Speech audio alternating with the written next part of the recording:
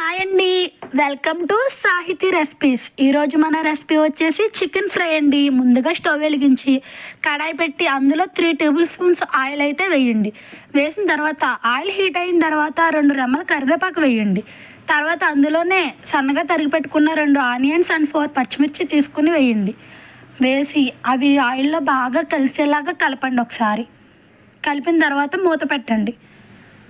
మూత పెట్టి 2 నిమిషాలు మగ్గించండి. 2 నిమిషాల తర్వాత మళ్ళీ మూత తీసి చూడండి. చూసారు కదా, ఇలా అయితే వచ్చినవి. మళ్ళీ కలిపి మళ్ళీ మూత పెట్టండి. మళ్ళీ 2 నిమిషాలు మగ్గించండి.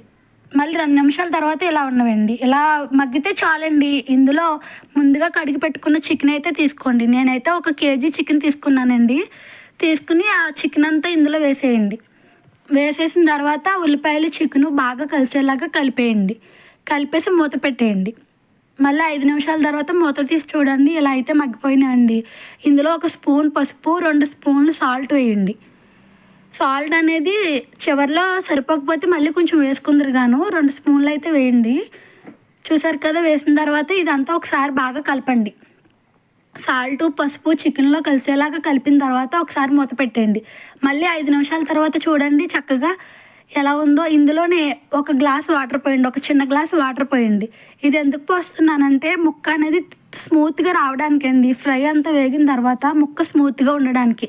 చిన్నపిల్లలు అయితే స్మూత్గా ఉంటేనే ఇష్టంగా తింటారు కదండి. అందుకనేసి నేనైతే 1 గ్లాస్ వాటర్ పోసాను. మీ ఇష్టం, మీరు పోయొచ్చు లేదంటే లేదు. చికెన్లో ఉన్న వాటర్తో సరిపోతుంది. మూత పెట్టేసి మళ్ళీ 5 నిమిషాలు మగ్గించండి. 5 నిమిషాల తర్వాత మూత తీసి అందులోనే 2 టేబుల్ స్పూన్స్ అల్లం వెల్లుల్లి పేస్ట్ వేయండి.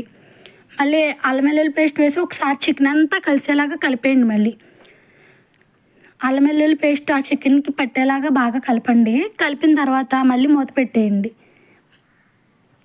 మళ్ళీ 2 నిమిషాలు ఉంచిన తర్వాత మూత తీసి చూసారు కదా ఎలా ఉందో. చికెన్ అయితే చాలా దగ్గరగా ఉడికిపోతుందండి. మళ్ళీ ఒకసారి ఇందులోనే చికెన్ మసాలా అయితే వేయండి. నేనైతే 1 ప్యాకెట్ వేసానండి. 1 కేజీ చికెన్కి 1 ప్యాకెట్ వేసాను. అందులోనే 2 టేబుల్ స్పూన్స్ కారం కూడా వేయండి. స్పైసీగా ఉండాలంటే 3 స్పూన్లు కూడా వేసుకోవచ్చు. వేసి అదంతా బాగా కలిపేయండి. కలిపేసి ఇంకంతేనండి, ఆల్మోస్ట్ దగ్గరికి వచ్చేసింది. చూసారు కదా, 5 నిమిషాలకి మూత పెట్టి తీస్తే ఎలా ఉందో.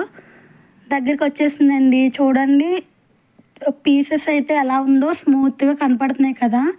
చూడండి ఎలా ఉన్నాయో. నేనైతే 1 ముక్క తీసి చూపిస్తాను చూడండి ఎంత స్మూత్గా ఉన్నాయి అనేసి. ఇలా ఉంటే పిల్లలు కూడా చాలా ఇష్టంగా తింటారండి. ఇలా అదిగోండి చూడండి ఒకసారి ఎంత స్మూత్గా వచ్చిందనేది మీకే అర్థమవుతుంది. చూడండి, చూసారు కదా, ఇంతేనండి. చూసారు ఎంత స్మూత్గా ఉందో. ఇంతేనండి, చికెన్ ఫ్రై అయితే రెడీ.